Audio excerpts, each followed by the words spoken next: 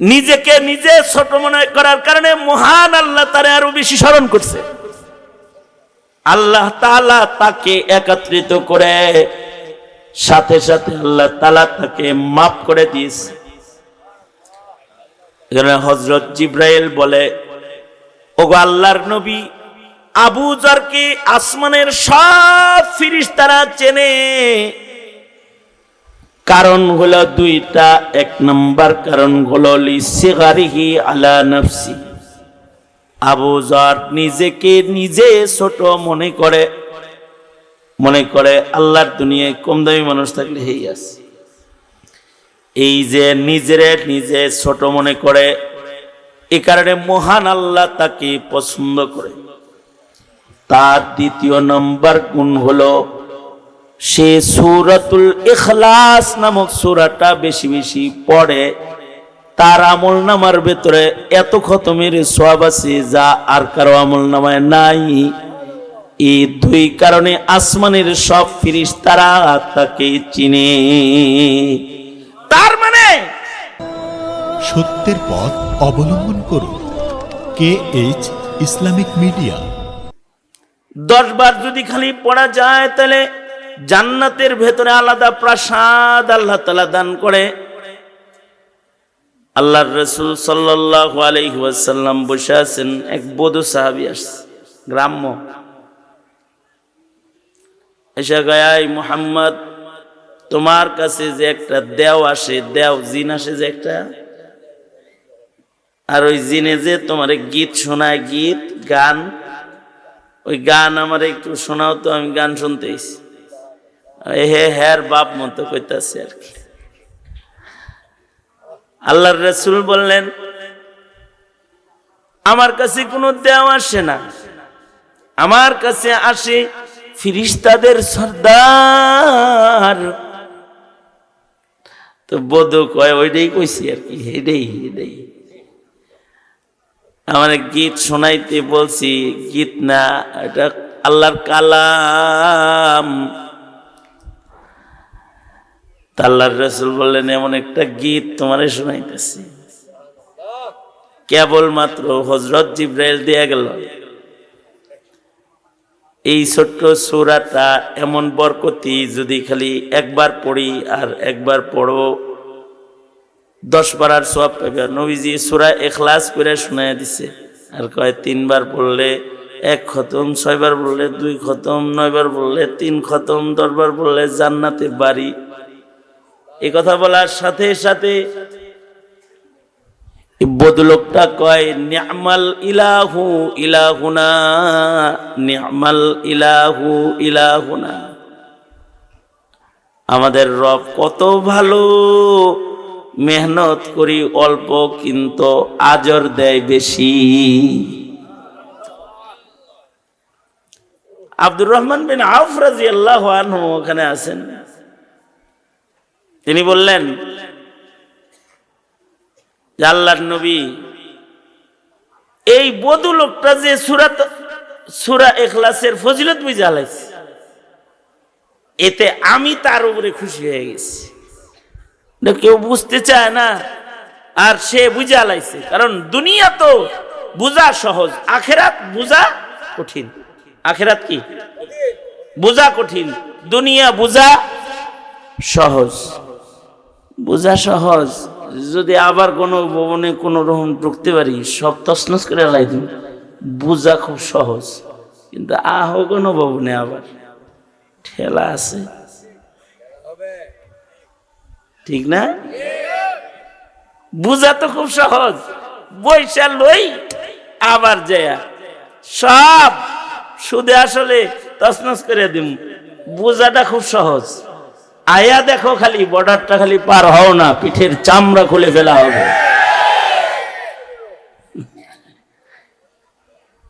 আখিরাতটা বুঝা কঠিন, কিন্তু করা খুব সহজ। আখিরাত বুঝাই কঠিন, করা সহজ।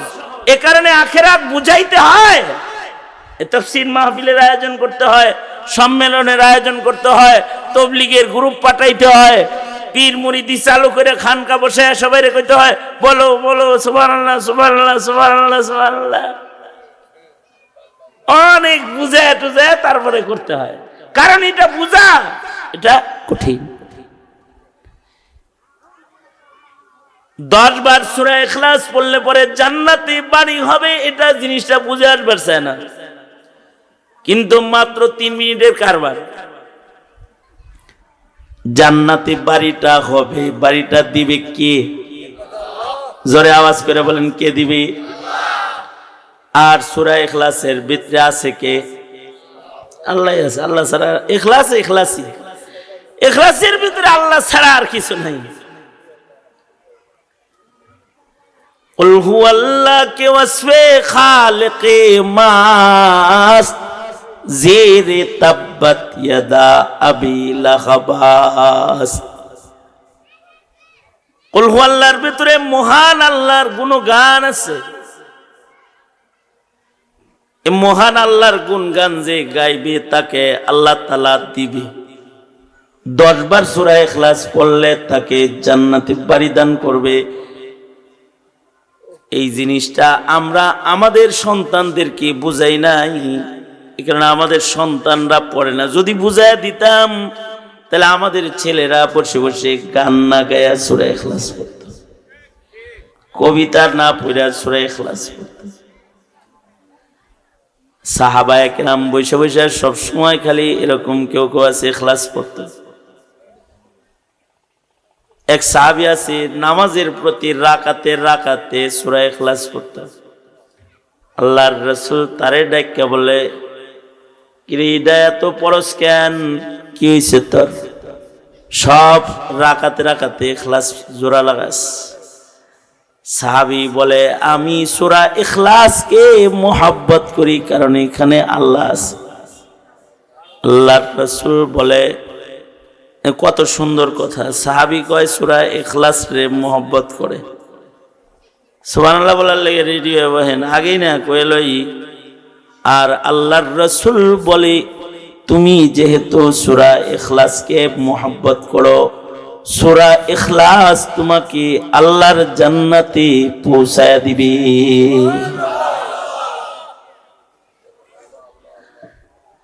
এটা আমাদের বুঝে আসে না, তাই আমরা পড়ি না। আমরা ফেসবুক চালানোর টাইম পাই, ইউটিউব, মেসেঞ্জার এগুলোতে থাকার টাইম পাই, ইখলাস পড়ার টাইম পাই না। আমরা বুঝি নাই আসলে, আমাদের সন্তানদেরকে এগুলো বুঝাই নেই আমরা, ওরা পড়ে না। আল্লাহর রাসূল সাল্লাল্লাহু আলাইহি ওয়াসাল্লাম, দুনো হাত উপরে তুলেন তো, সোজা করেন, নাড়াচাড়া দেন। আপনারা যে এখানে অনেক মানুষ আছেন, এটা এই রোডে যারা আছে তাদের একটু জানান দেন না, জোরে আওয়াজ করে বলেন আল্লাহু আকবার, জোরে বলেন সুবহানাল্লাহ, আলহামদুলিল্লাহ, লা ইলাহা ইল্লাল্লাহ, আল্লাহু আকবার। হাত নামান। এই যেমন আমার সাথে ছিলেন, এদিকে খুব খেয়াল করেন।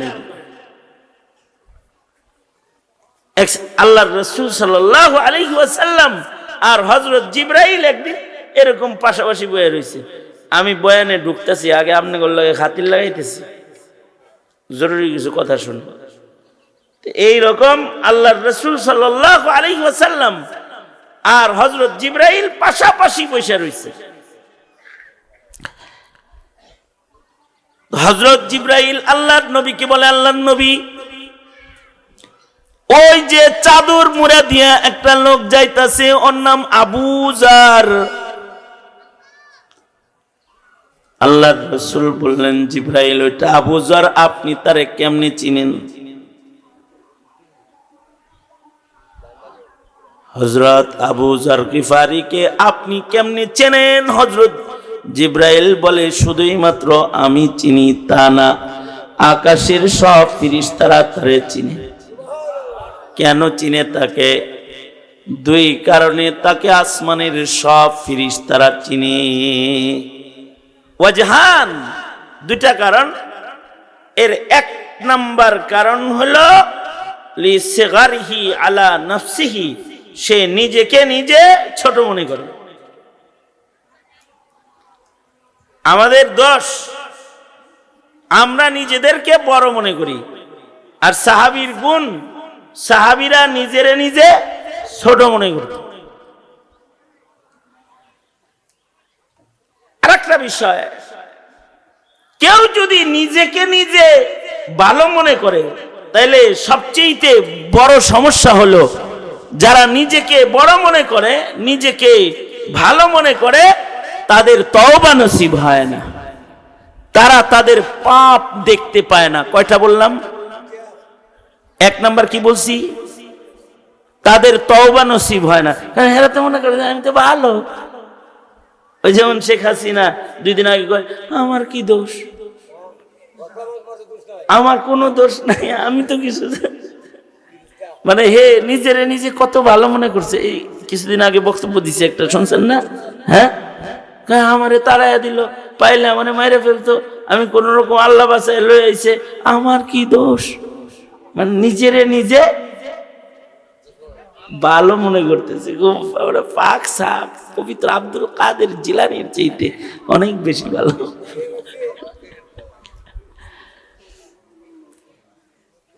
একটা কথা হলো, নিজেকে নিজে যারা ভালো মনে করে তারা তাদের অপরাধ দেখতে পায় না। এই যে কত মানুষ মারছে, হাজার হাজার মানুষ মারছে, এগুলো সব ভুলে গেছে, কারণ নিজেরে ভালো মনে করে। আরেকটা হলো, যারা নিজেকে ভালো মনে করে তাদের ভেতরে অহংকার জায়গা পাওয়া যায়। কয়টা গেল? তিনটা গেল। কিন্তু একটা হলো নিজেরে ভালো মনে করলে নিজের অপরাধ তারা কি দেখতে পায় না। 2 নাম্বার বলছি, তাদের তওবা নসিব হয় না, কারণ হেরা তো মনে করে আমার তো তওবা দরকারই নাই, তাদের তওবা নসিব হয় না। 3 নাম্বার কি বললাম? তাদের ভেতরে অহংকার জায়গা পায়, আর অহংকার যখন কারোর ভেতরে জায়গা পায় তখন তার ইবাদত ঈমান নষ্ট হয়ে যায় অহংকারের কারণে। এ কারণেই ইবলিসের সব নষ্ট হয়েছে। আনা খাইরুম মিনহু, ইবলিস বলে আমি আদমের চাইতে ভালো, আমি ভালো। ইবলিস কইছে আমি ভালো।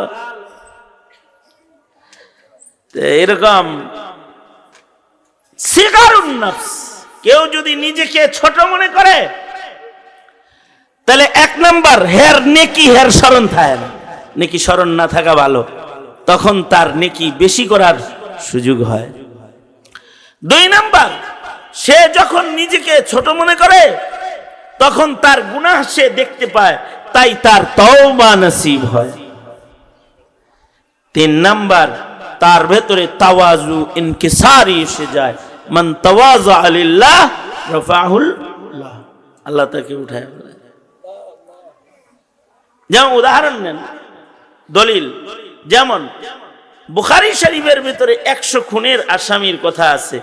ওই আসামি, ওই খুনি জীবনে নেকির কাম করছে না? করছে, কিন্তু 100 খুন যে করছে এটাও গুণনা রাখছে, মনে রাখছে। হাসিনার খুন গোনা নাই, এটার সমস্যা। হ্যাঁ গো, বাড়ির কয়জন মরছে এই কয়টা খালি গুণনা রাখছে। কয়জন মারা গেছিল? ওই যে 15ই আগস্টে কয়জন মরছে এটি গুণনা রাখছে খুব। আব্বার থেকে শুরু করে আমার ছোট ভাই রাসেল পর্যন্ত সব মরে গেছে, এটা গুণনা রাখছে।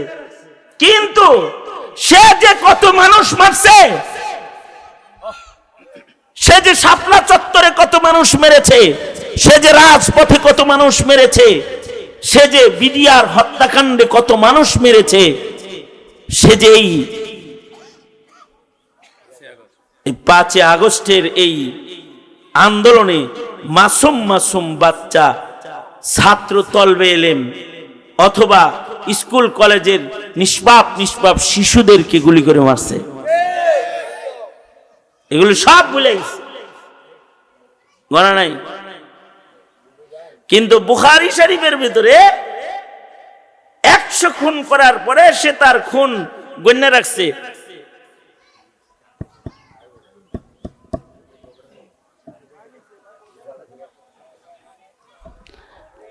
আল্লাহ,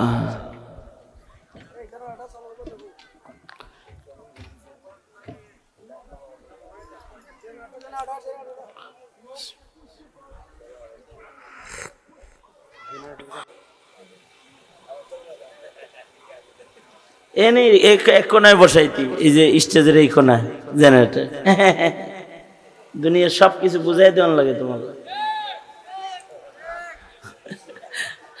আবার দুনো হাত উপরে তুলেন, আপনার অন্য মনস্ক হয়েছেন, না তারা করেন, জবান খুলে বলেন আল্লাহু আকবার, হাত নামান।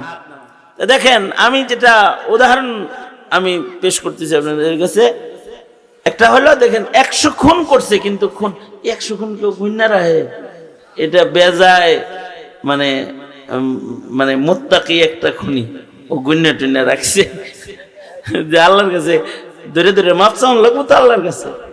তো মোটামুটি অপরাধ 100টা করছে, এটি গুন্না রাখছে, গুন্না আল্লাহর কাছে এগুলার জন্য মাফি চাইছে। সে যে খুনি এটা সে জানতো। দুঃখজনক বিষয় হলো যারা খুন করে ওরা নিজেদেরকে ফুলের মতো পবিত্র মনে করে, অথচ খুনি। চোর দেশের সম্পদ চুরি করে বিদেশে প্রাসাদ গড়ে, কিন্তু মনে করে যে এটা আমার হক, এটা হক নিছি, জনগণের ভোট পাইছে, একটা হক আছে না, মানে নিজের অপরাধী মনেই করে না। কেউ যদি নিজেকে অপরাধী মনে না করে তখন তার তওবা নসিব হয় না, অপরাধগুলো মনে রাখলে তওবা নসিব হয়। বুখারী শরীফের ভিতরে একটা অধ্যায় আছে, ওয়াকিআতু বনি ইসরাইল। ইমাম বুখারী রাহমাতুল্লাহি আলাইহি তিনি বনি ইসরাইলের কিছু ঘটনা বুখারী শরীফে নবীজি যা বর্ণনা করেছেন সেগুলোকে একত্রিত করছেন বুখারী শরীফ। এই একটা কথা মনে রাখবেন,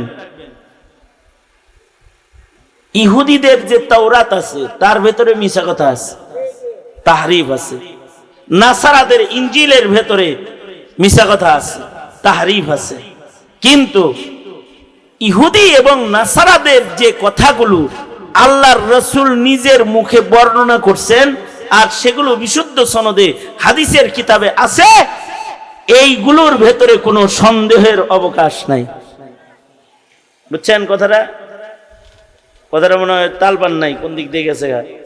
আমি আবার বলি, মার্কেটে নকল ইনজিল আছে, মার্কেটে নকল তাওরাত আছে, নকল ইনজিল আছে, ওটার ভিতরে মিথ্যা কথা আছে, বানান্য কথা আছে, তাহরিফে লুগাবি, তাহরিফে মানবী উভয়টাই আছে। কিন্তু ইহুদিদের ব্যাপারে যেই কথাগুলো, নাসারাদের যেই কথাগুলো, বনি ইসরাইলের যেই কথাগুলো আমাদের নবীজি নিজের মুখে বলে আমাকে শোনাইছে, সেইগুলোর ভেতরে কোনো সন্দেহের অবকাশ নাই। বুঝেন নাই কথাটা? কারণ আমাদের নবীর সব কথা আমাদের কাছে সনদ সহ মাহফুজ আছে। বুখারী শরীফের ভিতরে বনি ইসরাইলের ঘটনা আসছে, এটার উপরে বিশ্বাস করা ঈমান। কারণ নবীজি বলছেন, নবীজি কোনো কিছু নিজের কাছ থেকে বলে না, নবীজি যা বলে কার পক্ষ থেকে বলে? আল্লাহর পক্ষ থেকে বলে। এই ওয়াকিআতু বনি ইসরাইল, এই যে অধ্যায়টা আছে 3-4 পৃষ্ঠা বুখারী শরীফের ভিতরে, এইখানে কিছু ঘটনা বর্ণনা আছে। তার ভিতরে একটা ঘটনা হলো এক কাফন চোর, সে নিজেকে চোরই মনে করে। কি মনে করে? সে কিন্তু কাফন চুরি করত এবং সে নিজেকে চোর মনে করে। আমগর দেশের আমেরিকার রাজনীতি যারা করে, চোর চুট্টা খেজুরের গুড় সব নিজে করে বড় বড় বুজুর্গ মনে করে আর ভালো মানুষ মনে করে, এরকম না। এই কাফন চোর নিজেরে নিজে চোর মনে করে। এই কাফন চোরা সে, তার কথা হাদিসে আল্লাহর নবী বর্ণনা করছেন, বুখারীতে ইমাম বুখারী আনছেন।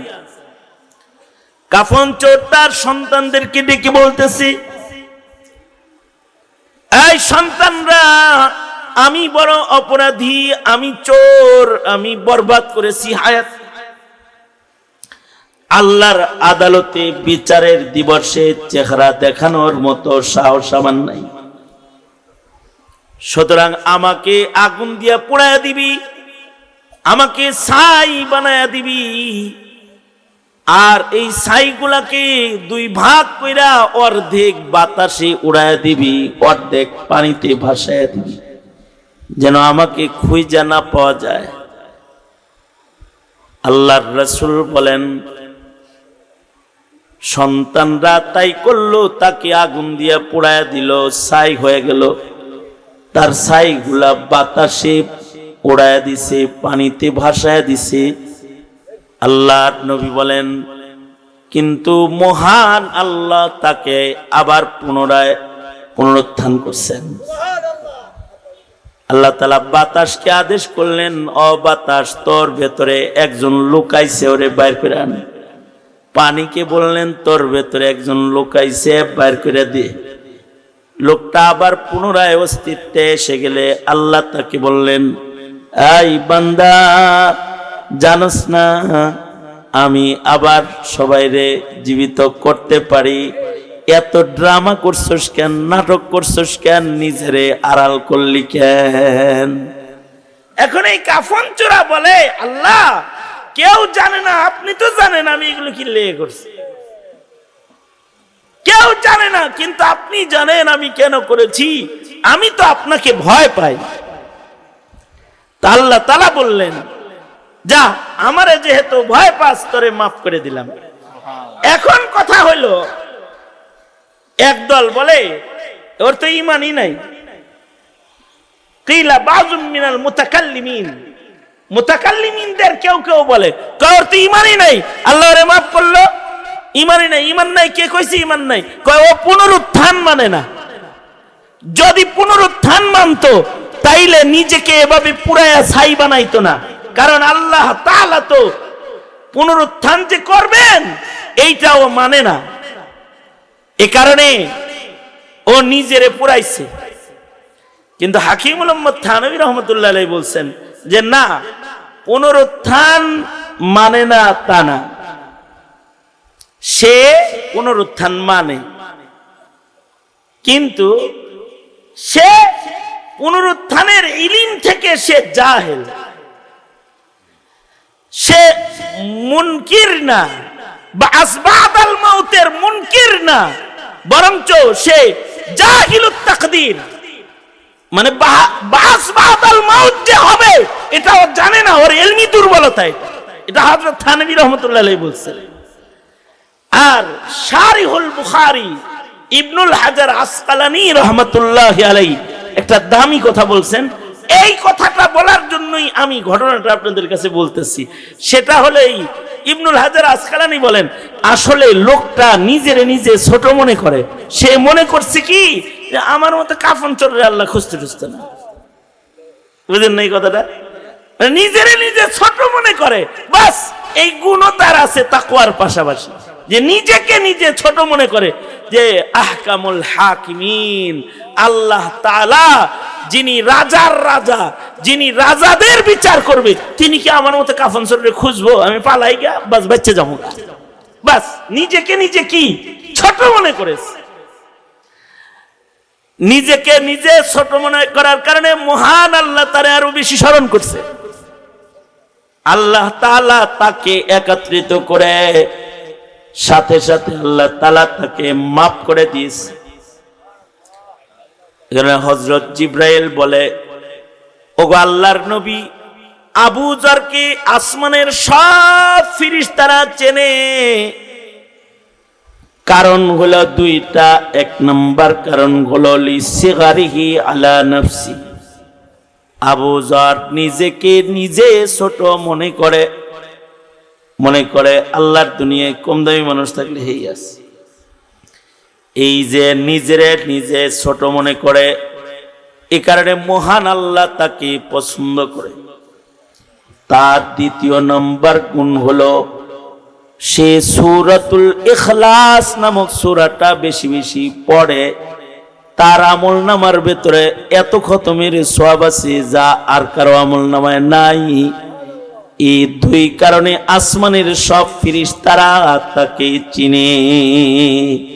তার মানে সূরা ইখলাস পড়ে আল্লাহর সাথে পরিচয় হওয়া যায়। এই বিষয়টা যদি আল্লাহর সাথে খাতির লাগান যায়, এটা যদি আমরা আমাদের বাচ্চাদের শিখিয়ে দিতাম তো ওরা সূরা ইখলাস পড়তো। ওরা মনে করে যে কোরআন শরীফ পড়া হুজুরের কাম, এর ধারে কাছে আমাগর যাওয়ার কোনো দরকার নেই। অথচ আল্লাহর কোরআনে আল্লাহ তাআলা রহম করে এই সূরাগুলা দিবেন সবার যেন আল্লাহর কোরআনের সাথে একটা সম্পর্ক পয়দা। কারণ ময়দানে মাহশারে যারা কোরআনের সাথে সম্পর্কওয়ালা, কোরআন তাদের পক্ষে দাঁড়াবে, আর যারা কোরআনের সাথে সম্পর্ক নাই, কোরআন তাদের বিপক্ষে দাঁড়াবে। আরেকটা বিষয় হলো কোরআনে কারীমের তিলাওয়াত শিক্ষা গ্রহণ করার মাধ্যমে ফিতনা থেকে বাঁচার গ্যারান্টি আছে। আমি সূরা কাহাফ থেকে আয়াত তেলাওয়াত করেছি। সূরা কাহাফের তিলাওয়াতেরও একটা ফজিলত আছে। সূরা কাহাফ এমন একটা সূরা যে সূরা সম্পর্কে আল্লাহর রাসূল বলেন, কেউ যদি সূরা কাহাফ ইয়াউমুল জুমআতে নিয়মিত তিলাওয়াতকারী হয়, কথাটা ভালো করে শুনলে সুবহানাল্লাহটা বাইরে বসে বাইরে কি আগে কোন কে খবরটা দিয়া লই। যারা শুক্রবারে সূরা কাহাফ তিলাওয়াত করবে আল্লাহ তাআলা তাদেরকে দাজ্জালের ফিতনা থেকেও হেফাজত করবে। সূরা কাহাফ শুধু শুক্রবারে পড়লে দাজ্জালের ফিতনা থেকে বাঁচবে। আর আমাদের এক আকাবির বলেন, কেউ যদি সূরা কাহাফ ডেলি পড়ে তাহলে ডেলির যত ফিতনা আছে এই ফিতনা থেকে আল্লাহ তারে বাঁচাইবে। যেমন মনে করেন এখন তো ফিতনার অভাব নাই, ফিতনা তো বড় মারাত্মক জিনিস। ফিতনার কারণে ঈমান নষ্ট হয়, ঈমান নষ্ট হলে আমল নষ্ট হয়, ফিতনার কারণে আমলের ভিতরে বিদআত ঢুকে, আমল নষ্ট হয়। ফিতনার ভেতরে যে পইরা যায় তার ঈমান আমল দুটোটা নষ্ট হয়ে যায়। আর আমাদের কওমি মাদ্রাসায় ফিতনার উপরে লেখাপড়া না করায় কাউরে পাগড়ি দেওয়া হয় না, কিতাবুল ফিতান পড়ানো হয় আগে। এ কারণে মৌলবী যত ফিতনা চিনে, ইঞ্জিনিয়ার সাহেব আপনি চিনেন না, কারণ আপনি তো ফিতনা কি জিনিস এটার উপরে লেখাপড়া করেন না। কিন্তু মৌলবীকে ফিতনার উপরে লেখাপড়া করানো হয়, কিতাবুল ফিতান আলাদা করে পড়ানো হয় এবং ফিতনা চিনা দেওয়া হয়। বলবেন তাইলে যেই মৌলবীরা ফিতনার লিড দেয় তারা কারা? এরা হলো উলামায়ে সু। এরা পড়ার পরে নিজের ইলমকে উল্টা জায়গায় বিক্রি করে অভ্যস্ত হয়ে যায়। বুঝেন না এই কথাটা? কিন্তু কেউ যদি কিতাবুল ফিতান পড়ে তাহলে সে ফিতনা চিনবে। ফিতনা সম্পর্কে চিনাচিনি বলা বলি এটা উম্মতের ভেতরে জরুরি কাম। নবী নিজে ফিতনা সম্পর্কে বলে গেছে। তার মানে ফিতনার আলোচনা করা এটা একটা সুন্নত আলোচনা। কি বললাম জোরে বলেন? এটা কোনো গীবত না। এই মগা চৌধুরী, এটার নাম গীবত না। যে মনে করো যে ফিতনা সম্পর্কে আলোচনা করতেছে, এটাকে তুমি তখন বলবা যে দেখছস মৌলবী গীবত করতেছে, আল গীবত আসাদু মিনাজ জিনা। মৌলবী বুঝি এটা জানে না? কে বলেছে মৌলবী জানে না? মৌলবী জানে, কিন্তু মৌলবী হকের উপরে বড় শক্ত, হকের উপরে শক্ত। যেমন আলী ইবনুল মাদনী রহমাতুল্লাহ আলাইহি কথা, আমার কথাগুলো বুঝেন আর নাই বুঝেন, বুঝবেন তো অবশ্যই, কিন্তু পাবলিক যারা আছেন আপনারা বুঝেন আর নাই বুঝেন শুনেন, দেখবেন ফায়দা হবে। যারা সাধারণ মানুষ আসছেন, সেটা আলী ইবনুল মাদনী রহমাতুল্লাহ আলাইহি, উনি ইমাম বুখারী রহমাতুল্লাহ আলাইহির সবচেয়ে পছন্দের উস্তাদ। আলী ইবনুল মাদনী হাফিজুল হাদিস আলী ইবনুল মাদনী, উনি ইমাম বুখারীর আশ্চর্য মুহাব্বতের উস্তাদ। এই কারণে যে যাকে মুহাব্বত করে তার কথা বেশি কয়। এই কারণে ইমাম বুখারী রহমাতুল্লাহ আলাইহি আলী ইবনুল মাদনীর রিওয়ায়াত দিয়া বুখারী শরীফ বইরা ফেলাইছে। সবচেয়ে বেশি রিওয়ায়াত আনছে নিজের উস্তাদ আলী ইবনুল মাদনীর রিওয়ায়াত বুখারী শরীফ। আর আলী ইবনুল মাদনী এক কপালওয়ালা লোক ছিল। উনি ছিলেন আবু যুরআ রাজি রহমাতুল্লাহ আলাইহির খাস শাগরিদ।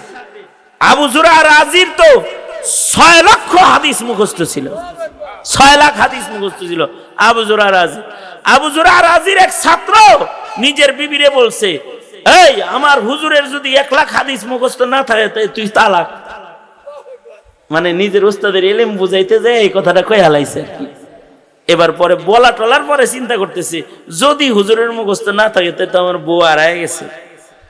সকাল বেলায় স্বামী স্ত্রী 2 জন আবু জুরা রাজির কাছে গেছে, যায় বলে কি, হুজুর বউরে তো এই কথা কইছি, আমার উস্তাদের 1 লাখ মুখস্থ না থাকলে তুই 3 তালাক, সনদ সহ 1 লক্ষ হাদিস কি হুজুর আপনার মুখস্থ আসেনি?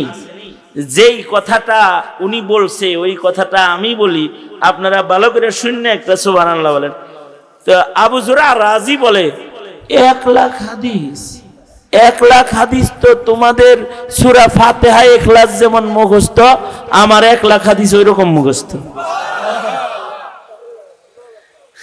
এছাড়াও আরো 5 লক্ষ হাদিস, মোট 6 লক্ষ হাদিস আমার কাছে আছে। আবু জুরা রাজি, আবু জুরা রাজি ওনার খাস ছাত্রদের ভিতরে একজন হলেন আলী ইবনুল মদিনী। আলী ইবনুল মদিনীর যেদিন ওফাত হয়েছে, মানুষের ভাগ্য কেমন চিন্তা করেন। আলী ইবনুল মদিনী যেদিন মারা গেছে, ওই দিন যেই খাটের উপরে আল্লাহর রাসূলকে গোসল দেওয়া হয়েছে, এই খাটটা ওই দিন পরিষ্কার করার লেগে কেবল নিচে নামাইছে। আর এমন সময় আলী ইবনুল মদিনী মসজিদের ভিতরে ইন্তেকাল করছে। এখন মুহাদ্দিস যারা ওনার কাছে পড়তেছিল তারা কয়, উস্তাদও মারা গেল আর নবীর খাটটাও নিচে নামলো। আসল কথা হলো আল্লাহ তাআলা মনে হয় উস্তাদজির জন্য নেকফালি করো, নেকফালি, যে উস্তাদজির জন্য আল্লাহ তাআলা মনে হয় নবীর পালকিটা কবরে যাওয়ার জন্য পালকিটা পাঠায় দিছে। তার মানে হলো এই পালকির ভিতরে উঠায়া আল্লাহর রাসূলকে কবরে নামানো হয়েছে, গোসল দেওয়া হয়েছে। এই পালকির ভেতরে আলী ইবনুল মদিনীকে গোসল দেওয়া হলো এবং ওনাকে এই পালকিতে করে কবরে নামানো হলো। নবীর খাটে চইরা যে কবরের ঘরে যায়, তার কপালটা কিরকম কপাল। আল ইবরাতু বিল খাওয়াতিম, যার শেষ যেমন হয় তার নসিব এরকম। এই আলী ইবনুল মদিনী রাহমাতুল্লাহি আলাইহি, ওনার কাছে এক লোক আইসা বলে, উস্তাদজি আপনার বাপ, আপনার আব্বাও তো মুহাদ্দিস হওয়ার দাবি করে, বড় আলেম হওয়ার দাবি তো কতজনেই করে না? কোরআন শরীফ পড়তে পারে না, আহলে হাদিসের গ্রুপের সর্দার কোরআন শরীফ পড়তে পারে না, হে হইল ইমাম হইছে, এদের গ্রুপের ইমামতি করে, মানে নেতৃত্ব দেয়, কিন্তু সূরা ফাতিহা ঠিক নেই। দাবি তো অনেকেই করে। তা আলী ইবনুল মদিনীর কাছে এসে বলে, উস্তাদজি আপনার আব্বা তো মুহাদ্দিস হওয়ার দাবি করতেছে, আমরা কি আপনার বাবার কাছ থেকে হাদিস নিব? তো আলী ইবনুল মদিনী প্রথম বললেন, আমার কাছে আমার বাপের কথা জিগাও, আমার বাবার কথা আমার কাছে না জিগাও, মানুষের কাছে জিগাও, আমার তো বাপ, আমার কাছে জিজ্ঞাসা করবো না? ওস্তাদজি আপনি বলতে হবে আপনার বাবার হাদিস আমরা গ্রহণ করব কি করব না। আলী ইবনুল মদিনী বলেন, না, তার কাছ থেকে তোমরা হাদিস নিও না, ফাইন্নাহু, কারণ সে লাইসা বি রাজুলিন সাহিহ, তাকে আমরা সহি মানুষ পাই না, বিশুদ্ধ মানুষ সে না, আদেল মানুষ সে না, ইনসাফওয়ালা মানুষ তাকে পাই না। আবার আবু দাউদ রহমাতুল্লাহ আলাইহি, ইমাম আবু দাউদ ওনার কাছে যে ওনার ছেলের ব্যাপারে জিজ্ঞেস করছে, হযরত আপনার ছেলে যে মুহাদ্দিস হইতে চায় তার কাছ থেকে কি হাদিস নিব? উনি বলেন না, নিও না, ইন্নাহু কাযযাব, সে একটা মিথ্যাবাদী, সে মিথ্যুক, তার কাছ থেকে হাদিস নিও না। যেই মৌলবী নিজের বাপেরে ছাড়ে না, যেই আলেমরা নিজের ছেলেরে ছাড়ে না, সেই আলেম সাদ সাহেবরে কিভাবে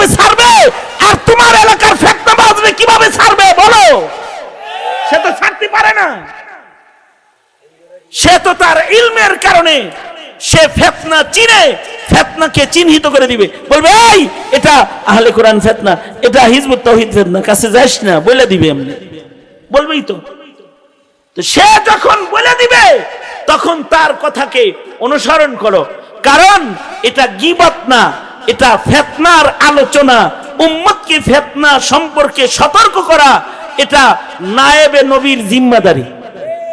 এটা কি নায়েবে নবীর? জোরে আওয়াজ করে বলেন, এটা কি নায়েবে নবীর? এটা নায়েবে নবীর জিম্মাদারি।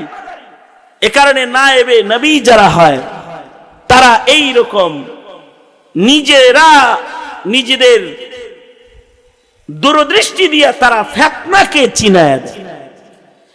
এ কারণে ফিতনা সম্পর্কে যদি আলোচনা কেউ না করে তাহলে ফিতনার ইলম আসে না।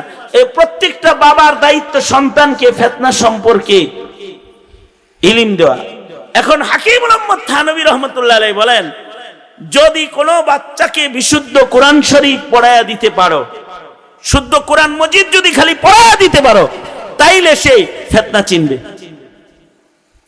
অর্থাৎ যারা কোরআন শরীফের তিলাওয়াত পারবে তারা ফিতনা চিনবে। তার মূর্খতা দূর হয়ে গেলে তার ইবাদত আমল বাঁচবে, সে ফিতনা চিনবে তো তার ঈমান বাঁচবে, আমল বাঁচবে। আর যদি সূরা কাহাফ পড়ার উপযুক্ত বানায়া দিতে পারো তাহলে দাজ্জালের ফিতনাও চিনবে। অথচ দাজ্জাল জমিনের সবচেয়ে বড় ফিতনা। এত বড় ফিতনা দাজ্জাল যে দাজ্জাল নিজের হাতে মানুষকে কতল করবে, আবার জীবিত করবে। মৃত মা বাবার জিয়ারত সন্তানকে করাবে। সন্তানের বাপ মা মরে গেছে, আগে বলবে তোর মা বাবারে দেখাই। তার মানে ইবলিস শয়তান দাজ্জালের তাবে হবে। মরা মানুষের আকৃতি ধইরা জিন শয়তানকে সে মানুষের রূপে হাজির করবে, মা বাবার রূপে সন্তানের সামনে হাজির করবে। এই ফিতনাগুলো দেখে অনেকেই তারা তাদের ঈমান নষ্ট করে ফেলবে। কিন্তু রাসূল বলেছেন, যারা সূরা কাহাফ পড়নেওয়ালা মুমিন হবে তারা দাজ্জালকে চিনবে। আর যারা সূরা কাহাফ পড়নেওয়ালাদের সাথে আপনারা বসেন, তাদের যদি আজকের তারিখ মনে থাকে তাহলে বলবে 11ই ফেব্রুয়ারি ওয়াজ মাহফিলে দাজ্জাল তোর কথা হুজুররা কইছে, তুই মরারে জীবিত করতে পারবি, তুই কবরের মানুষের আকৃতি ধরায়া মানুষে ধোঁকা দিতে পারবি। এতদিন ছিল ইলমুল ইয়াকিন, আজকে হইল আইনুল ইয়াকিন। তোর ফিতনায় পড়ব না, তুই কানা দাজ্জাল। দাজ্জাল যখন বলবে তখন তার গর্দান কেটে ফেলবে দাজ্জাল, কিন্তু সে আল্লাহর জান্নাতে চলে যাবে। ফিতনা এটা না চিনলে চেনা যায় না। হাসিনা ফিতনারে যারা চিনে নাই তারা তো হাসিনা ফিতনার পিছনে পড়ে গেছে। এখন যখন চিন্না লাইছে, হুজুররা তো আগেই চিনছে, কারণ হুজুররা সূরা কাহাফ পড়ে না, হুজুররা আগেই চিনছে। হুজুরদের সাথে সাথে পরে সবাই মিলে যখন চিনছে তখন দাওয়াটা দিছে। এখন খোদ যারা আওয়ামী লীগ করতো তারাও চিনছে কিছু কিছু। আগে মোটরসাইকেলের পিছনে লিখতো ছাত্র লীগ, এখন পাবলিকও লেখে না, পাবলিকও লেখে না। ছাত্র লীগ লিখতো পিছনে আগে, এখন পাবলিকও লেখে না, কারণ হেরাও এখন ফিতনা চিনা লাইছে। ছোট ছোট বাচ্চারাও চিনা লাইছে। ছোট ছোট বাচ্চারা কয় আপা আহেন, পিচ্চিরা কয় আপা আসেন, বুবু জানায় পড়েন। সুতরাং ফিতনা চিনতে হয়। হাসিনা ফিতনা যেমন চিনতে হয়, এর চাইতে আরো জটিল ফিতনা হলো সাদিয়ানি ফিতনা। কাদিয়ানি ফিতনা চিনা সহজ, সাদিয়ানি ফিতনা চিনা সহজ না। আশ্চর্য, মুহাম্মদুর রাসূলুল্লাহ সাল্লাল্লাহু আলাইহি ওয়াসাল্লাম নবীজি দোয়া শিখাইছে, কি আজব দোয়া দেখেন। আল্লাহুম্মা ইন্না নাউযু বিকা মিনাল ফিতান মা যাহারা মিনহা ওয়া মা বাতান। কি আশ্চর্য শব্দ, মা যাহারা মিনহা ওয়া মা বাতান। ওগো আল্লাহ, তোমার কাছে ফিতনার থেকে পানাহ চাই, যে ফিতনা চিনা যায় আর যে ফিতনারে চিনা যায় না, উভয় প্রকারের ফিতনার থেকে তোমার কাছে পানাহ চাই। তার মানে জমিনে সময়ে সময়ে এমন ফিতনা আসবে যাদেরকে চেনা যাবে না, যেমন খারিজিদেরকে চেনা যেত না। খারিজিরা তাহাজ্জুদ পড়তো, পাগড়ি মাথায় দিয়ে ঘুরতো, কিন্তু হযরত আলী রে মাইরা তারপরে কয় আলহামদুলিল্লাহ। ওই রকম সাদিয়ানিরা ইস্তেমায় যায় নামাজি মানুষে মাইরা কয় আলহামদুলিল্লাহ। নাউজুবিল্লাহ, জোরে করে বলেন না নাউজুবিল্লাহ। মানে ফিতনা চিনা কঠিন। তবে যদি কেউ সূরা কাহাফ পড়ে তাহলে ফিতনা চিনবে। ফিতনা চিনলে তার ঈমান বাঁচবে, যার ঈমান বাঁচবে তার আমল বাঁচবে। যেমন শেখ হাসিনা এই যে একটা বক্তব্য যেটা সেদিন দিছে, ধর্ম যার যার উৎসব সবার, শেষ নীতি এটা বলছে না, এটা এই এক কথার দ্বারা ঈমান আছে না গেছে? জোরে আওয়াজ করে বলেন। তার এই স্লোগান যারা মানবে তারা ঈমানদার থাকবে না, বেঈমান হয়ে যাবে, তারাও বেঈমান হয়ে যাবে। আচ্ছা এবার বলেন, যদি কেউ বেঈমান হয়ে যায় তার নেক আমলের কোনো মূল্য থাকবে তো? ওই কথাটাই আল্লাহ তাআলা বলেন, কুল হাল নুনাব্বিউকুম বিল আখসারিনা আ'মালা আল্লাযীনা দাল্লা সা'য়ুহুম ফিল হায়াতিদ দুনিয়া ওয়া হুম ইয়াহসাবুনা আন্নাহুম ইহসিনুনা সুনআ। মনে মনে ভাবতেছে অনেক নেকির কাম করে, কিন্তু ঈমান নষ্ট করেছে, নেক নষ্ট হয়ে গেছে। অথবা নেকির কাম করে কিন্তু রিয়ার কারণে, ইখলাস শূন্য হওয়ার কারণে তার আমল নষ্ট হয়ে গেছে। অথবা আমল করতেছে কিন্তু মূর্খতার কারণে খুন করে আলহামদুলিল্লাহ কইরা লাইছে, মূর্খতার কারণে বিদআত কইরা খুশি হয়ে গেছে, মূর্খতার কারণে শিরিক কইরা আবার আত্মতৃপ্তি পেয়ে গেছে, মূর্খতার কারণে।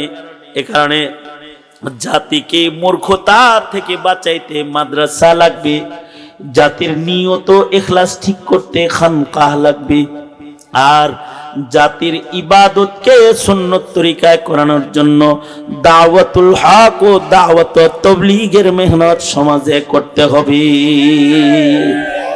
সুতরাং এই সব কিছু সমাজে লাগবে মানুষের আমল রক্ষা করার জন্য, ঠিক কিনা? যারা আওয়াজ করে বলেন।